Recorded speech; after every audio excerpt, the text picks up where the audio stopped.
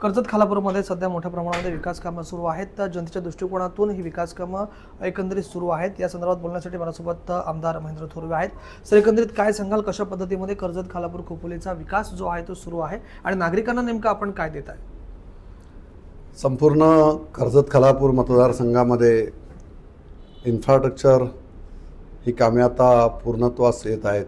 आपण पाहताय की मागच्या 5 वर्षापासून या मतदारसंघाचा विकासात्मक दृष्टिकोन ठेवून आम्ही कर्जतच्या विकासाला गती देण्याचं काम या ठिकाणी केलेलं आहे. आज नव्याने आता माझी दुसरी टर्म सुरू झालेली आहे. यावेळेसुद्धा राज्य शासनाच्या माध्यमातून, केंद्र शासनाच्या माध्यमातून या मतदारसंघामध्ये भरीव निधी आलेला आहे.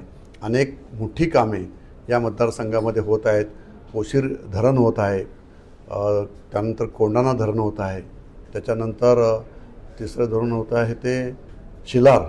असे 3 धरणांची कामं या ठिकाणी होत असताना पोशीर आणि शिलार धरणासाठी जवळजवळ 12,500 कोटी रुपयाचा निधी मंजूर करण्यात आलेला आहे आणि कोंढाणा धरणासाठी सुद्धा जवळजवळ 2,000 कोटी रुपयाचा निधी मंजूर होऊन ते कामसुद्धा आता सुरू होणार आहे.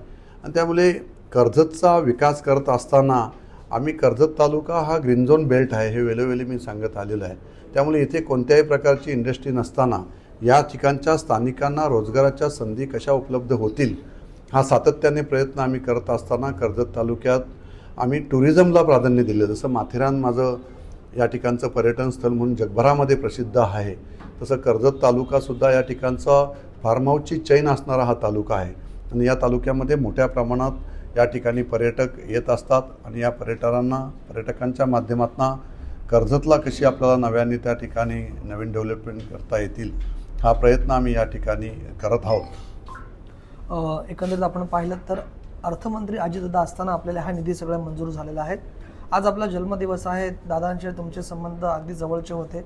दर जन्मदिवसाला दादा आपल्याला फोन करायचे, यावेळेस त्यांची उणीव भासते? होय, नक्कीच.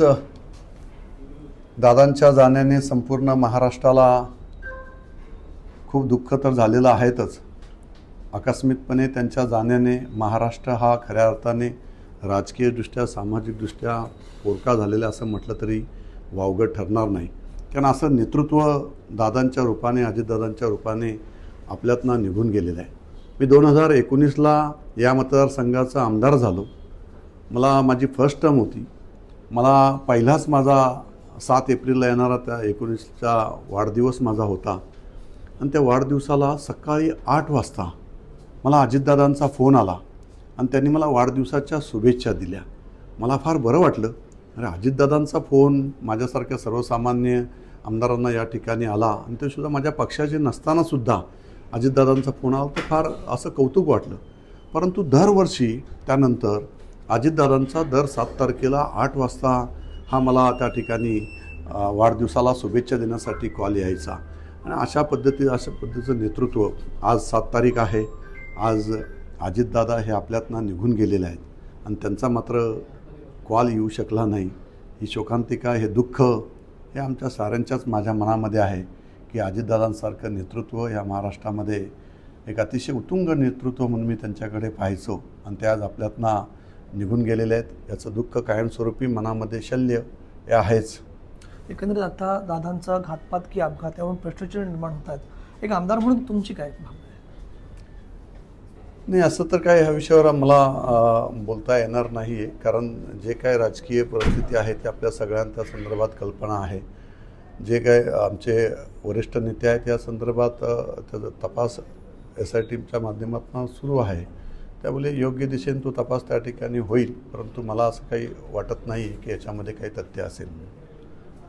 खरात आपण जर प्रकरण बघितलं त्याच्यामध्ये अनेक नेत्यांचे काही संपर्क येतात. त्यामध्ये आपल्या जिल्ह्यातले देखील काही वरिष्ठ नेत्यांचे संपर्क जोडले गेलेले आहेत.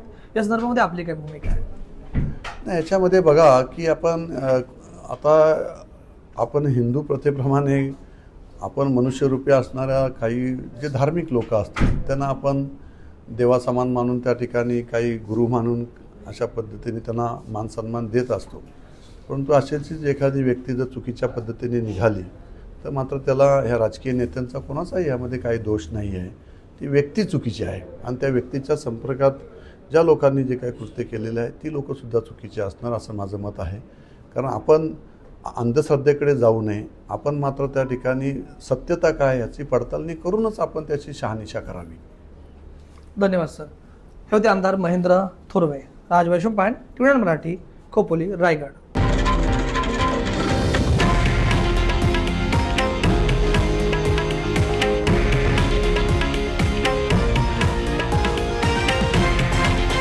हे आहे देशातील नंबर 1 न्यूज नेटवर्क आणि आपण पाहत आहात TV9 मराठी, एकमेव.